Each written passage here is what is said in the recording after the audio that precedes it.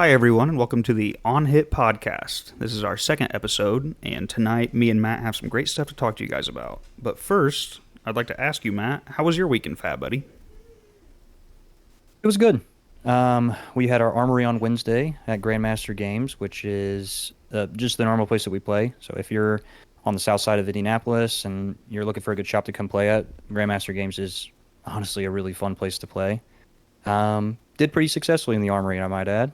So look forward to seeing me there if you ever do. Yeah, you did great.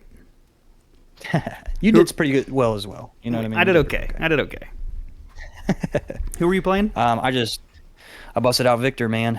Mm, Our meta is very go wide aggro, and Victor just he does very well into that meta. So it kind of I wouldn't say it necessarily feels like a easy time, but it feels better than just trying to race everybody. yeah, for sure. It's also fitting for this episode.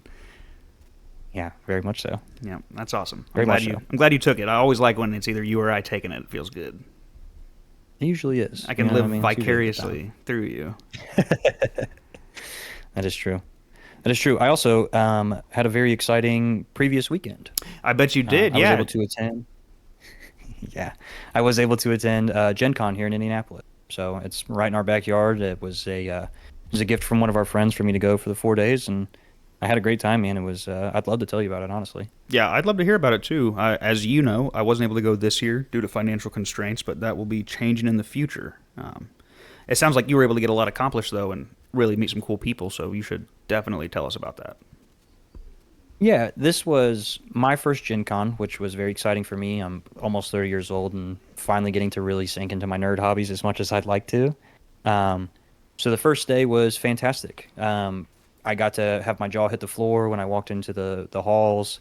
I got to check out a ton of games that I had either never heard of or that I had seen and wanted to check out. Um, it just was a great time. We got to walk around, really spend some good time, getting cool Gen Con exclusives and, making a little bit of cheddar while we were at it, which was cool. So a couple of the games that I saw, I would love to talk about. One of the first things that I sat down and did outside of, my usual flesh and blood stuff that I try to do at any event that I can go to, right? I got to play a little bit of a game called Alpha. Alpha Clash is a very interesting game. It is um, I believe that it's a PvP game, but it also has like a PvE element. Um, it was very interesting. It was like, us three, I believe they're called contenders. We fought a portal, and after so many turns, if we didn't close the portal, the boss made his way on through. Or I believe there's another condition where the boss makes his way on through, and it's like somebody plays it as a challenge deck, and it takes a turn after you guys take a turn. It was very interesting to say the least. Is it a resource based game? It is a resource-based game. To be honest, so we had sat down with the lead designer, and even as he had talked about it, the resource feels very similar to a lot of other card games. You're putting a card into a zone to then tap it later for a resource to spend on other stuff. So it was very intuitive to some of the other games that we play. I don't know that it was necessarily my speed as a PvE game. I think in the past I've talked about PvE games maybe being something for me. Um, Unfortunately, the game seemed great, and the player versus player aspect is probably really fun. And no disrespect to the PvE aspect of it, but I just don't think that it's our style. Yeah. So Yeah, I've never played the Alpha other, Clash. yeah, it's an interesting game. I think the PvE aspect or the PvP aspect, excuse me, you would probably enjoy just as a person who enjoys, good solid card gaming. But other than that. Okay. The other really interesting thing that we got to do, so we got to go check out a game called Sorcery Realms Contested, because they had a new, there it is, we had a new Gen Con exclusive set that had released, and if anybody is a big Magic the Gathering nerd, this set, the most like highlight worthy thing about it is that all of the artwork for the dragon cards in the Dragonlord set, they were all one-ofs. They're all like a unique rarity. Um, every card is art that was hand painted by Ed Beard Jr. Scholars of Magic will know that that is the guy who did the artwork for all of the original Elder Dragons. So it is really it's a big thing to have him over there. He was actually at the booth as well, which is That's really cool. that's sick. Yeah, that was really The cool. art on the site for the Um, game looks super cool. it's really cool, man. The game itself is very complex. Even for, I mean, for us, right? We're not card game geniuses by any means, but it was a lot. I don't think that I truly understood how to play it by the time that I left checking it out. Um, but I do have a starter deck that one of the guys was kind enough to grab for me, and so that might be something that I dip my toe into. The artwork is all like this. It's all hand painted artwork. The guys at the booth were very passionate about this game, which was really cool. It's always a nice thing to see. Um, yeah, the artwork, yeah, it's beautiful, man. That is Even scrolling sick. through some of those, yeah, he Oh my nailed god. it. Yeah, you got to show me these next time I see you. Yeah, yeah, these are really cool, man. I'll even show you that starter deck. It's like the guys in our group know me so well. They handed me basically the direct damage burn deck. So, Mono red or you know, die. takes after my own heart. That's how we do it, man. Yeah. That's how we do That's how you do it. it. Well, direct damage, man. You can't ever say nothing stuffs direct damage like a good counter spell, and I don't know where I was going with that. Anyways, That's okay. the You're other just game that I it's did want to talk about. yeah, for sure. We can move on from that. The other game that I do want to talk about. This is a game that I do want to spend a second talking about. I was blown away by this game. So this is Chrono Core. You and I, Robert, you and I spent some time really trying to think of a way to have a fun um, giant mech card fighting game. Oh yeah. We thought up, down, left, right, forward, and back. And I'll be honest with you, bud, this guy read our minds. He nailed it. Um, Chrono Core is a game. It's a 1v1 game, and you are a pilot. This is very akin to Flesh of Blood, so this is actually really why I would like to bring this up. You are a pilot. Your pilot has a core. The core is your pilot and your core determine a lot about what your chrono is being built. It's the name of the giant mechs. It's all based on weight. So the deck that I got to preview was a mid-weight pilot, so I got to choose a mid-weight core. Then I got to use a visor, a greaves, and a gauntlets. These are the upgradable parts of your mech that give you more resources. So as you play through the game, you'll be upgrading your visor and your greaves and your gauntlets to, like I said, to boost the amount of resources you're going to gain each turn, but also to add more effects onto the board that you can activate for attacks, for counter attacks, for there's on play abilities, there's on reveal abilities for certain cards. And then, of course, the way to win, there are weapons as well. So you essentially have two arm slots like you do in Flesh and Blood for a two-handed weapon, two one-handed weapons, or a one-handed weapon and a shield. Those things also get upgraded as you fight. So everything starts at Mark 1, taps out at or caps out at Mark 4, and by the time that you've reached Mark 4, I mean your dude's cooking. I mean it's a good fast-paced game. But it really does get into the grind like Flesh and Blood does. As you get further into it and you have more things on the board to worry about, more resources to spend, yet the things at that level start getting more expensive. So it's you get down to where your shield is getting low, and in this game you can't attack the pilot directly. You have to break all the way through their shields to start damaging their pilot. Again, that's kind of another thing that we had thought about, which is really really cool. Yeah, I like that. Yeah. And so there's things like regenerate shield. There's things like add damage to your attack. There's things like or reduce this amount of damage or reduce this amount of damage if it's coming towards the shield. Um, the cards look really cool. Um, the game is fun, man. I got to do a learn to play while I was there. I got to meet the creator, Ryan. I cannot praise that guy highly enough for how nice he was, how great his event was. He was very friendly, very forthcoming. Overall, pretty chill dude to hang out with. So that also really helps, right? When you want to be around the person who's making the game, and you want to learn it, and you want to support that person. So it was fun. It's going to be one of those games that I'm going to make you sit down and play. I've got a core box coming in for the game that I'm sure at some point we're going to open up on the channel. This game is very fun, man. I can't sing enough about this game. That's awesome. I can't wait to try it out. I've heard you and I've heard another guy we play with sometimes talk about it, and it sounds like you said everything we were kind of dreaming of. Somebody's already put the legwork in to make it a reality. So Yeah, and it plays at the same pace that we wanted to. It plays very much at a best 2 out of 3, kind of a quick, almost like a Pokemon or a standard Magic pace. So the games go decently quickly, um, but there's lots of decisions. There's if you're someone who really likes complex board states, um, but not too complex, right? It's not something where you're not trying to create a board state full of angels and auras that somebody's trying to swing through, and you're not trying to create a combo, a Rube Goldberg machine of artifacts and enchantments. It's just strictly everything's kind of laid out in front of you, and you can see how many on attack things there are, how many on defense things are there, and you really kind of have to play and mesh through that. So, very fun game. For sure. Yeah, it sounds like it's going to be a great time. Maybe we can do that at an armory sometime, or you can just come over and we can have at it. Yeah, we certainly will do that. And then, of course, I had to stop by Legends booth, right? I had to go Of check out course. the guys. The old LSS. The old LSS, dude, the old stomping grounds. What'd you do while you were over there? Um, Did you get to play anything, or were they just hosting like? I know they were selling some singles, selling some premium products and some stuff. We did another video about that, but did you have fun at the LSS booth?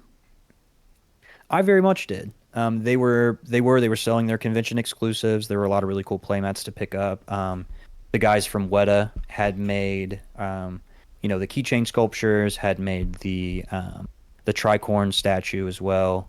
And for anybody who doesn't know who Weta is or what is significant about that company, they are a movie prop company. They have worked on movies such as The Lord of the Rings, The Hobbit. They've worked on the Alien movies, the Predator movies. They've worked on one of my personal favorite movies, District 9 and Chappie.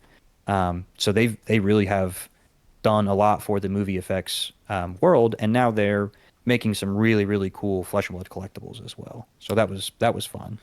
Um, they did also have Learn to Plays there, which was really cool. They had 2 different booths, which great for them. I think this was the second year that they were at Gen Con, and for them to not only get um, a ceiling hanger to be able to like really kind of stand out and show where they were, but they got a second booth in the dealer hall, which is awesome.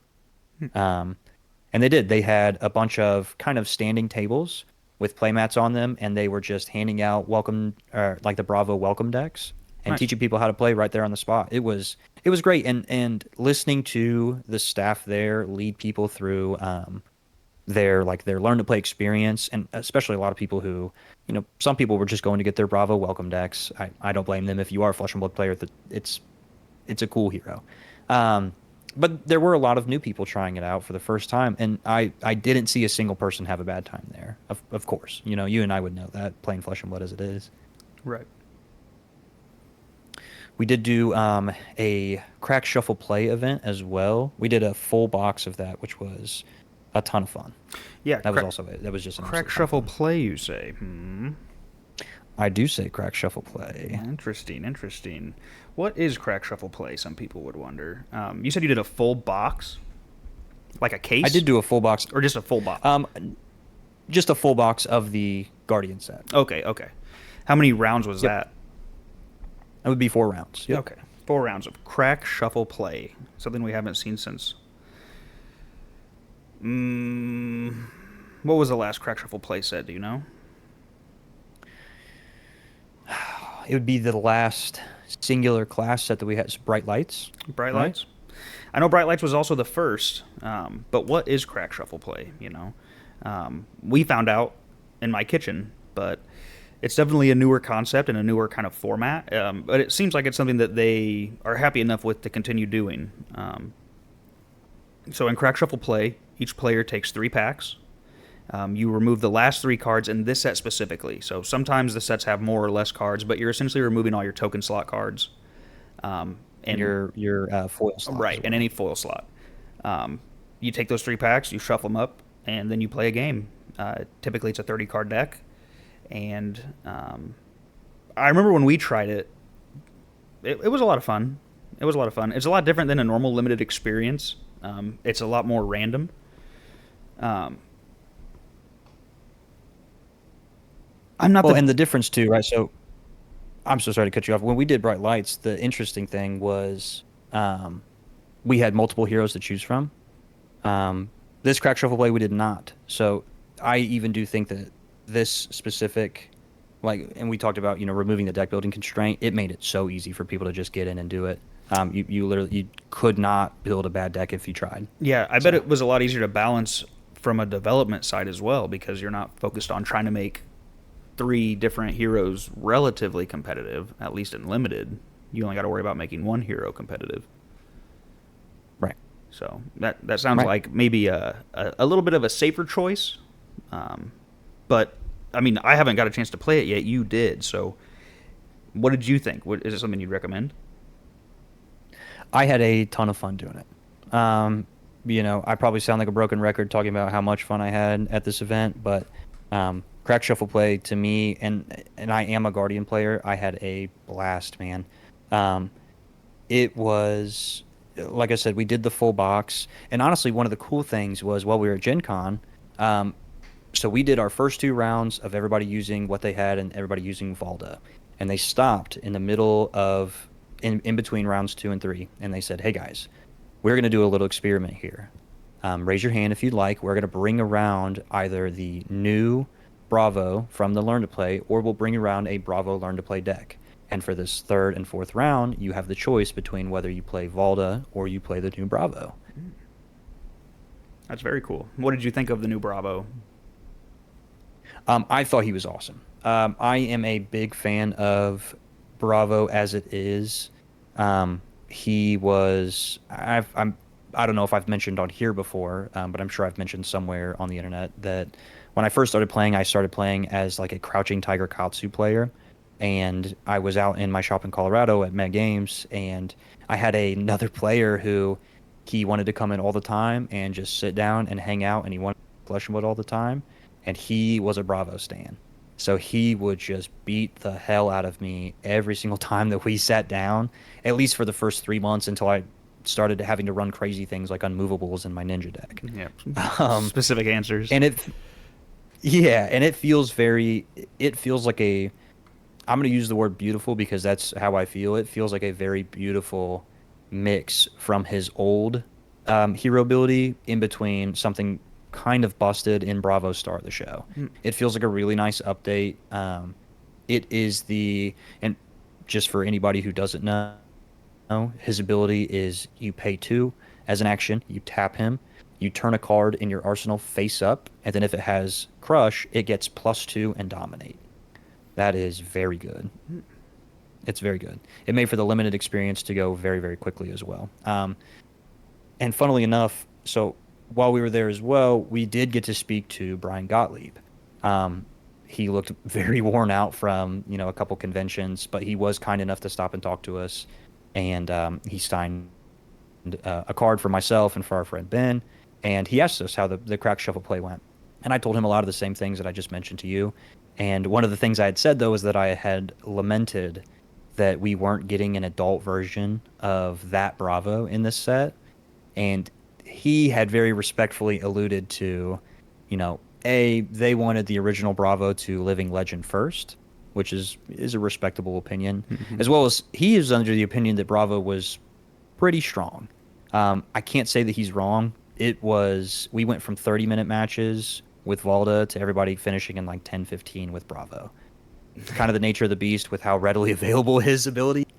Mhm. Um, but according to BGOTS, he thought he was a little too spicy for the set. So I can't say, like I said, that I disagree with him. Did you find that there weren't a ton of crush cards when you were playing Crack Shuffle play? There were a ton of crush cards. There were actually a ton of really, really good reprinted crush cards. So was it more the seismic Um, surges then that were kind of holding Valda back a little bit it was it was compared the to Bravo? inconsistency of yes, Hmm. yep. It was the inconsistency of seismic generation that just comes from having randomized packs. Sure. It seemed like if you could get them to, you know, really kind of if you could get a train rolling, as most guardians are, you could kind of bully over your opponent. Hmm. But it usually was getting that third seismic surge that was a little tough. Yeah. So Nice. Out of all your experiences, I think one of the things I'm most jealous of is that you got to touch this set as early as possible, essentially, right? I mean, the set that you got to Crack Shuffle play with is Pack Mastery Guardian, and that's kind of what else we're here to talk about, right? Um, right, it was. that was cool. That was really cool getting to get a hold of the cards about like a week earlier than everybody else. You know, we're recording this on Friday the 8th. Um, the set does come out today, Right. so getting a full week to touch stuff, look at stuff, play the game, it was really really cool. That was a really neat experience. Nice. Overall, with what you've seen from the cards you've opened and the cards that have been spoiled, which now the whole set's out and the set you can go buy it at your local store, but um, what do you think of this set? What are your kind of general views on what we've gotten here? Yeah, I really like this set. We talked earlier about bright lights, and we can get into a comparison of that here in a minute. But overall, I think that if you are not a Guardian player and you would like to be, this is a great set. I think if you are a Guardian player who came in a little late, and didn't pick up some of your old Welcome to Wrath staples or Crucible staples, this is a great set to get as well. Um, there was, I will say this about the set as well, and we're not going to get into a full review here, but um, there was all of the new cards are rare and majestic on up. I don't believe that there were any new There were. Let me take that back. There were a couple new common cards, but as far as good solid reprints, we got Macho Grande was our only rare reprint, and then outside of that, like I said, we just got some really really good common reprints, some good common staples, things like Crush the Weak, um, things like Choke Slam. Great cards. Great cards to put into, depending on your meta choice. Um, yeah, just staple cards that go in pretty much any Guardian. Yeah, that's something that we're always kind of looking for, right? Especially in a product because they may not give us a full set of new cards, but we hope that the ones that we've seen before are at least usable. Um, I know you and Right, I and you kind can of even see, Well, yeah. I mean, we kind of operate the same way, right? Where once we get into a class, we start snatching up the staples and the cards that we may think we want to play at some point. And it looks like they did a really good job of putting a lot of cards in here that if you don't play Guardian, like myself, um, I could buy this product and have some really usable commons. That's always important to me.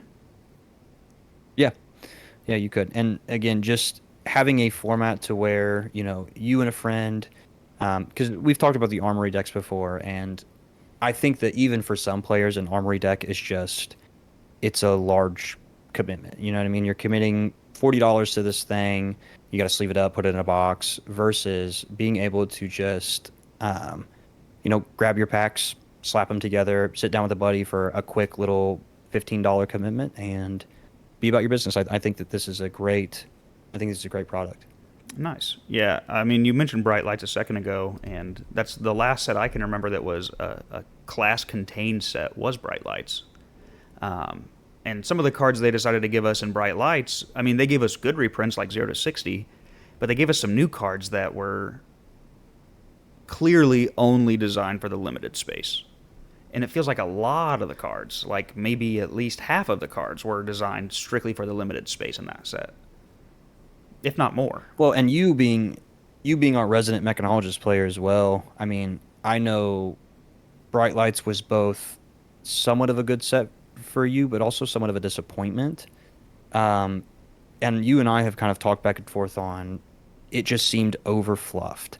It seemed like it just was too big for its own britches. It tried to do too much all at once. Versus this set, I really do think it's not overstuffed. There are a lot of really good new cards, a lot of good new Majestics, hell, even some really good new legendaries. A brand new hero that is going to get a huge level up from this set. Um, but overall, it just adds some good cards to the pool and some good reprints to the pool, and it doesn't feel like too much. This I think is, if we compare singular class set to singular class set, this is a step in the right direction. Yeah, I think so. Um, I like the new cards, whereas in Bright Lights, again, like 0 to 50, I'm not going to put that in a constructed deck. Sprocket No. Rocket, more than likely, I'm not going to put it in a constructed deck. And I see what they have to do, right? They don't want to power creep a class too hard. Um, but it was kind of a letdown. And then to do Crack Shuffle play with that set was even more of a letdown, in my opinion, because the heroes were not equally yoked in that set. There was a clear best hero and just a clear second and third place, even without a perfect setup from your Crack Shuffle play experience. I know you were super hyped on Teklovacin for a while, or Teklovacin, depending on your preferred Your inflection. phonetics. Yeah. But that never really kind of shook out, and I still maintain I feel like that was a famine or flood situation where they could make him better, but he would quickly be too good, and it was disappointing. It was disappointing. So, not that I typically dislike having more options, but the hero in this set is good, and notwithstanding the fact that I'm not a Guardian player, it kind of makes me want to play Guardian. Looking at her, looking at the support cards, looking at the reprints, looking at the equipment.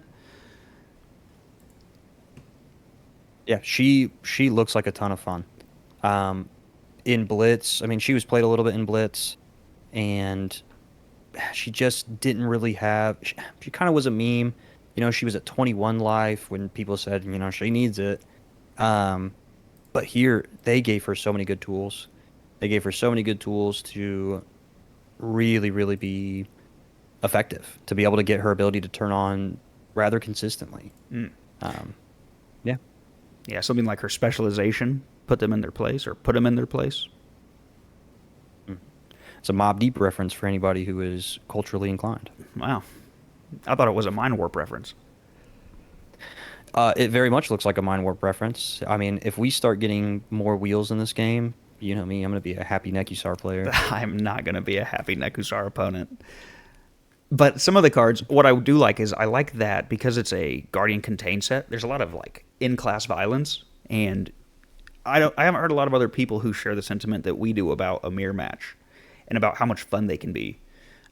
Obviously, some mirror matches can be pretty boring and pretty painful to play through, but we've had some, especially in the brute class, where going head to head is just a ton of fun. It's the bee's knees. Yeah, it's hard to beat. It's absolutely the bee's knees. Yeah.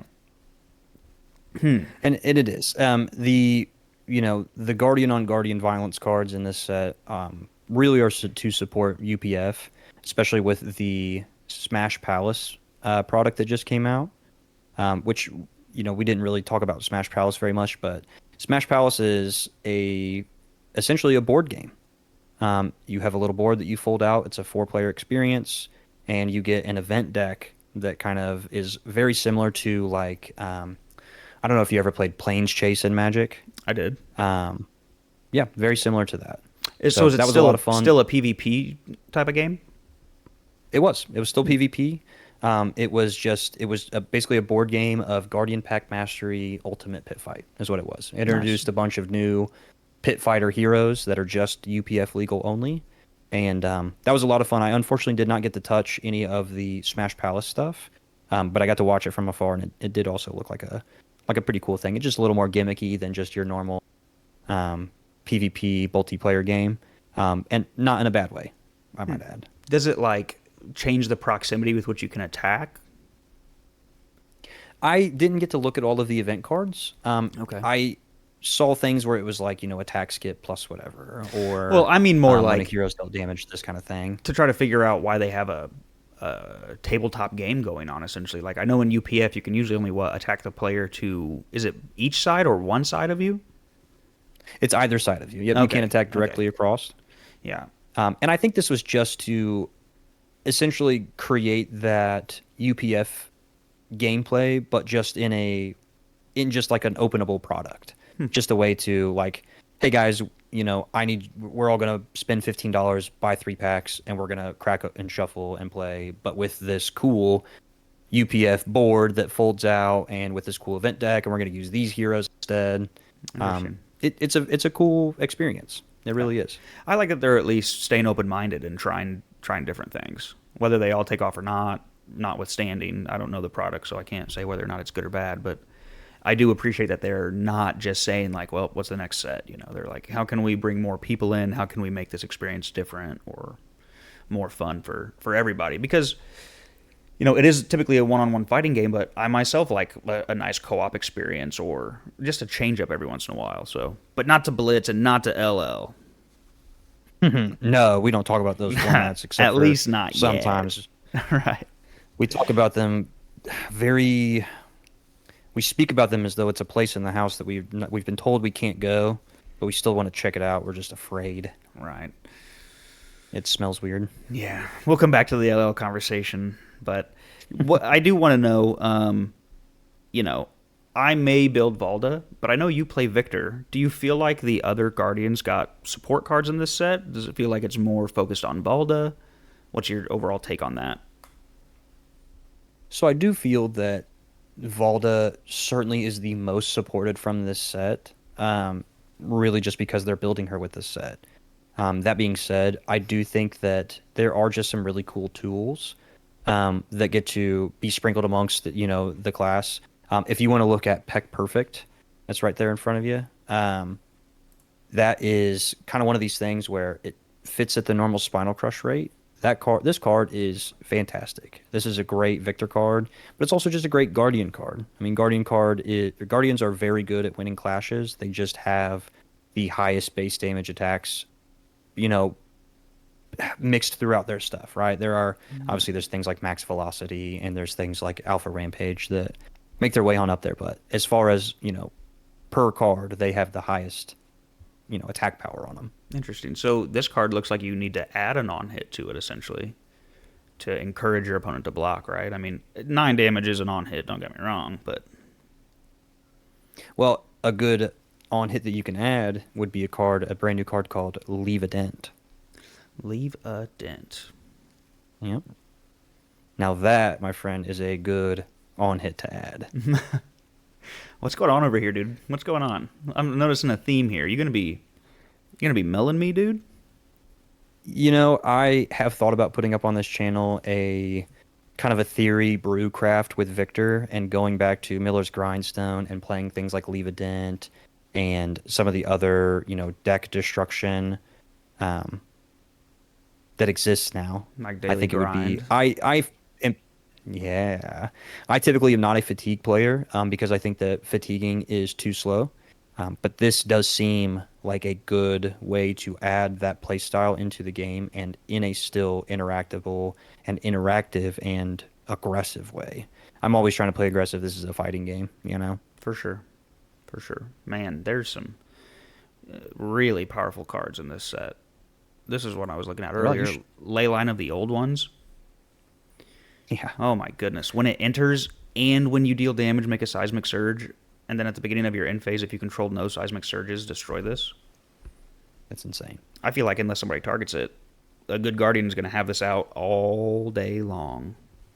Oh yeah, if you pair that with Tectonic Plate, where you could just pay one every single turn and make a seismic surge. I mean, who cares if you have to take a turn off and use that thing? Doesn't I mean, it's Guardian worth it to keep around Leyline. doesn't Guardian have a tutor for auras? They do. They I have feel a like card I called remember Imposing seeing that. Visage. Imposing Visage. Yep. Jeez Yep. Louise. This is pretty cool, and Oh yeah. you know how much I love disruption. Oh yeah. Oh yeah, and your flavor of disruption, rests within Vincent, and Guardian Man is the next class that you need to touch. I mean, it's right up there with what you want to do. You're pummeling big attacks into people's foreheads and making them throw their cards. It's fantastic. Yeah, I finally broken free of my all aggro all the time curse. So hopefully I can find some good things. Also, speaking of Vincent, actually, this is a card I'm going to shout out real quick that I just saw the other day. Call for Backup. When this defends, choose 2 attack action cards with different names in your graveyard. 2 attack actions. An opponent chooses one of them. Banish that card and put the other on top of your deck. So with Vincent, this essentially says when this blocks, you're getting 2 cards back. One you can cast now, and one you're going to draw in your next hand. But the special sauce for this is with Face Purgatory, where if you pair this with another non-attack and block with Face Purgatory, you can immediately draw that card that you made them put back on top and have access to both of them. So this is a card that I'm definitely going to be picking up for my Vincent list sideboard. I think it would work well in other decks too, especially like Gravy Bones or anybody else who has any kind of graveyard interactivity. Yeah, this would be great for Levia as well. Now, you couldn't see because my webcam is not on, but I shook my head for almost the entire time that you were talking about this for Vincent. It Yeah. just was making me so sad thinking about dealing with this thing. I mean, honestly, it fits well into like Florian as well, where, I'm already dealing with 2 blocks. It itself is not an Earth card, but anything that's going to off-rip banish me an Earth card and then be an action in my graveyard, I'm going to at least consider it. So this might be a huge win for my Runeblade Runeblade decks. And this is not an expansion slot card, right? There is no expansion slot in this set. Right. These are just generic spots. Nice. I like that. So they should be pretty well available. Um, yeah, man. This is, we talked about how the Viscerai deck didn't really get me excited for LL. This is getting me excited for Guardian. Some of the equipment, too, is sweet. These commons, they seem like good, usable commons. So being somebody who might get into the set, that's awesome. Like Craterhoof, that's pretty cool. I know there was another equipment you were telling me about that. Maybe it's down here at the bottom. I don't know why they delineated these two positions, but This one's a generic, so yes. yeah, dude, it you is were the. yeah, that one right there. I was singing praises about this card in limited, man. This thing, so the de facto headpiece for anybody that doesn't have an in-class headpiece is most often Crown of Providence, which it has Blade Break 2. When it defends, you could take a card from your hand or from your arsenal, put it on the bottom, and draw a brand new card. This, in a limited sense, is that. It is Crown of Providence in limited. Being able to pair it with something like Thunderquake. So Thunderquake, you heave 3, it goes face up in the arsenal.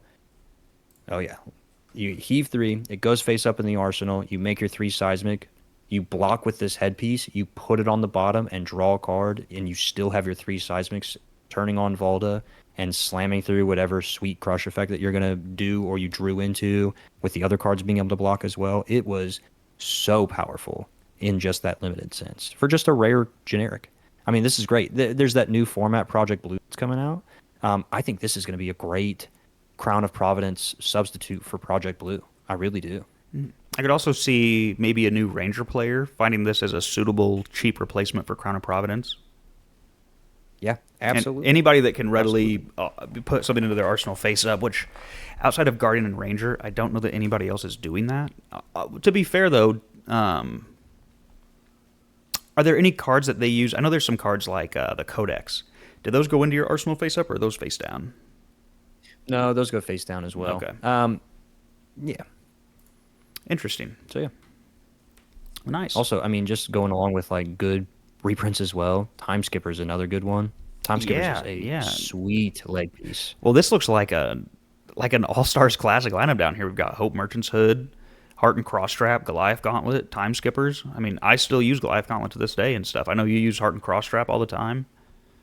Hope Merchant's Hood, I know you ran that for a little bit in a specific deck we don't have to talk about if you don't want, but there's some cool stuff in here. Dude, I ran that in Brainstorm Kano, and you know what?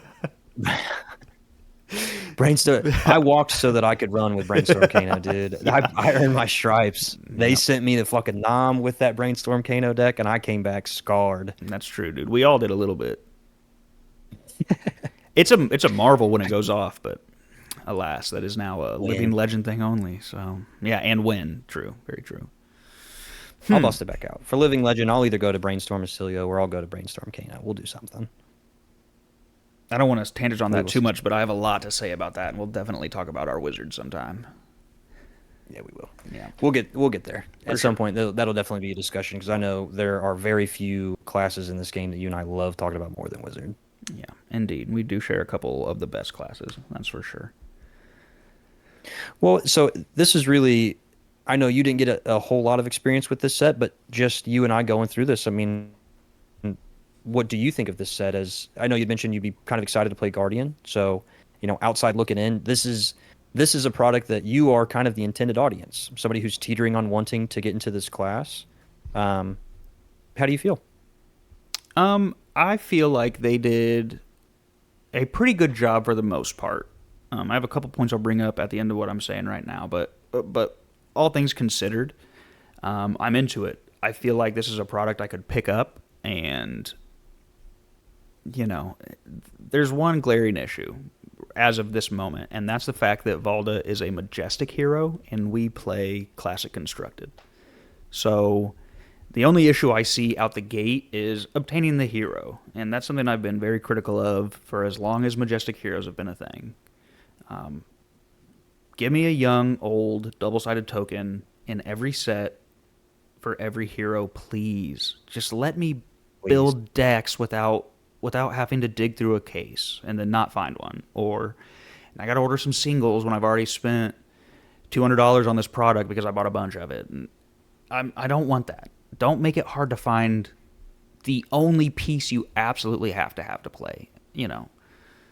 Other than that, I like it. I like it a lot. And like I said, I'm into disruption. I already am kind of envious of some of this Guardian stuff anyways.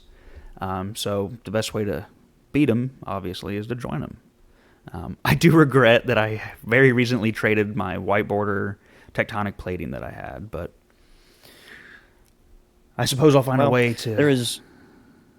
There's always Earth Ore bounty. You know, Sift Volta is still going to be a thing, I think, and you know, your old buddy Matt, I'm sure, has an extra copy of Earth Ore bounty he can toss to you, as well as. I mean, I might start with that. You know what I mean? But honestly, looking at these cards in this set, dude, and also that one card I specifically read, this one right here, Leyline of the Old Ones. Yeah, dude. I got to get that tech plate back. Oh, yeah, you do. I just have to. Honestly, you can't get the white border back. You got to get a nice little rainbow foil. I may as well. A nice, pretty Guardian deck as you start. Maybe someday we'll have a Patreon and they can help me achieve that goal. But until then, I'll just suffer with my plain white border cards.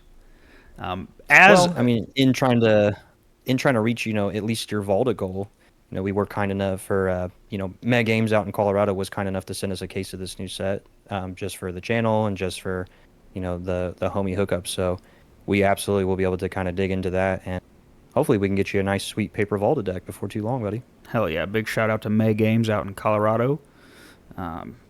They've been nothing but great, so I look forward to that aspect of everything, man.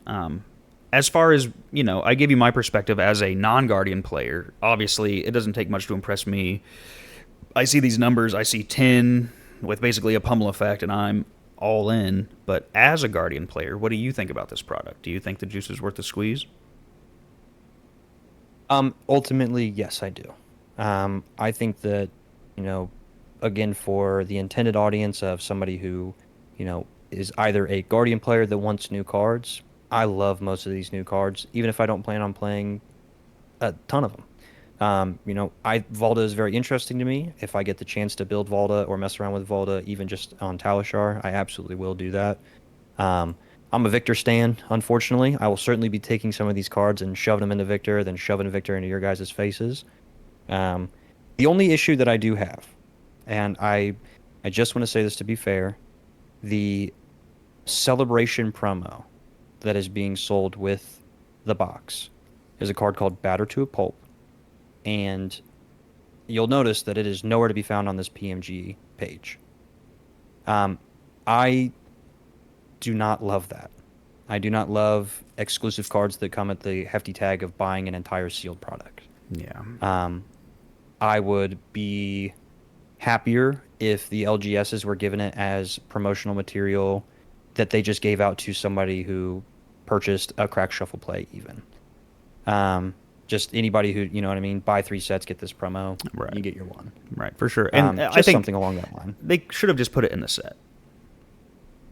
Put it in the set. Well. Make it an up rarity, you know, make it a cold foil, make it an extended art, put it as a box topper, whatever you got to do to drum up hype. I get it, but let everybody else have it too. You know, yeah. And again, there's always the chance it might come out in a gym pack. Who knows? They have been doing that a little bit, which is a smart way to encourage people to get out to their local game stores and play a game. I also overall have very positive things to say about this set, but I do want to point out one thing I noticed the other day that is a little bit of a concern. I didn't realize that this set was less packs, a smaller overall booster box size until I saw your box break on YouTube. So I looked into the price of the cards versus the most recent set, High Seas. And what I found was, if you're at the booster box level and you buy one booster box of High Seas, you would get it for the MSRP of $119.90, obviously plus or minus a little bit for your local store. And you would get, 350-something cards, 370 cards in a set, basically breaking down to 31 cents per card. And you had your standard pack format. You had 2 rare slots. With Pack Mastery Guardian, you get 156 cards, I think, in a booster box. and the MSRP is $54.90. So you actually end up paying 35 cents per card on a card by card breakdown. And you also, unfortunately, only get one rare slot in this set. So you're paying a little more, you're getting a little bit less. I thought that was very interesting. I don't think it's a make or break situation, but it's something that I don't want to see a whole lot more of because the MSRP for High Seas was higher than the previous MSRPs. So we're definitely seeing a slight upward trend on the cost of these cards on a card by card basis. But if you make it cool enough, I'm not going to complain too much. So overall, I still do really like this set. I'm interested to get into it, explore a new class, build some new decks. I always love doing that. I also hope they continue with this style of supporting classes. I'd love to see a Runeblade set come out like this, Pack Mastery Runeblade. I'd love to see a Wizard set come out like this. And I do think this is a great way to get new players into a class they didn't previously play because it's kind of it's not a one-stop shop, but you definitely get the flavor. You definitely get some cool new stuff. You get some usable old stuff. So I'm into that. The real nice thing will be when Pack Mastery Wizard comes out, there will be plenty of it at the shop for you and I. I don't think anybody will touch Pack Mastery Wizard in that armory except for us. Pack Mastery Brute, but people are dipping their toes in that water. Well, and so what's funny, you mentioned earlier the we both kind of pleaded a little bit about those Majestic Heroes. Mm-hmm. In this upcoming set, Super Slam, they have gone back down to, I don't know if they're double-sided young and old, but old heroes, adult heroes are back to basic rarity. LSS, if you are listening, thank you. Yes, thank you very much. Thank you, but absolutely a call and response. For sure. And leave it like that, please. Yeah. Please don't ever go back. Listen, dude, I'll build one of every deck. As long as I can get access to the heroes and the cards. Yeah. So, I love this game. Don't get me wrong. I know you love this painting. Oh, that is so much, dude. It's at the core of it, like, I know we said this in the first video, and I'm sure this will be in the tag of every single video that we talk about, that we are even slightly critical, but this is the best card game I've ever played. Bar none. For sure. Even hyping on Chrono Core earlier, and as great as that game is, the reason it's so cool is because it feels like Flesh and Blood, but a little slightly different. Yeah. Not to detract from that game and not to detract from this one, but it is. And everything that, every criticism, every comment, every concern, all just comes from just absolute bottom of the heart love. For sure. We hope to have, clear communication with anybody that listens about our thoughts on stuff. And, sometimes you don't feel the best about things. I bitch about bands all the time. But at the end of the day, it's what I'm here to do. I'm here to play this game. So. Right. And I mean, in that same vein as well, as much as, we want to make the stuff that we want to make and we want to talk the way that we want to talk about the things we want to talk about, we also kind of want to hear from you guys. I would love, Robert, I know you would love to see people comment the kinds of videos they want to watch. Do you guys like, strictly podcast episodes? Do we want to see some gameplay? Do we want to see some deck techs? Don't be afraid to hop into the comment of any of our videos and give us some suggestions for content that you would be interested in. Absolutely. I know for both of us, a big part of this whole project was just to find another way to participate in the community of something that we both really, really enjoy. And hopefully you guys are enjoying it as well, but like Matt said, feel free to give us some criticism, constructive, hopefully. And we'll keep churning these videos out. I know I have a couple deck techs I'm working on. I know Matt has a couple. We're just trying to figure out who you guys want to see and also who we want to build. Because I have a hard time putting a list together and then not turn it into a paper list and playing it in an armory. So I know we both hope to do some live gameplay in the future when we can get some cameras set up. So whether you guys want it or not, that'll be on its way as well. But I was going to say, don't be afraid to make suggestions, but also, we're driving the bus. So. Well, for sure. We don't know where we're going yet, but we'll all get there together. No. So, but it is fun, man. I do have a good time doing this. I hope to continue doing this with you for quite a while, man. This is a good time. Yeah, for sure. I mean, even if it gets to the point to where we're the only ones listening, we'll keep on yapping. So And it gets real spicy because we can say whatever we want. true, true. I mean, well, I think that about does it for me. I think we can probably wrap this on up. Like I said, great set. Please go out to your local game store, upon hearing this, and go pick up some Pack Mastery Guardian, please. Yep, 100%. All right, well, we'll see you guys. See ya.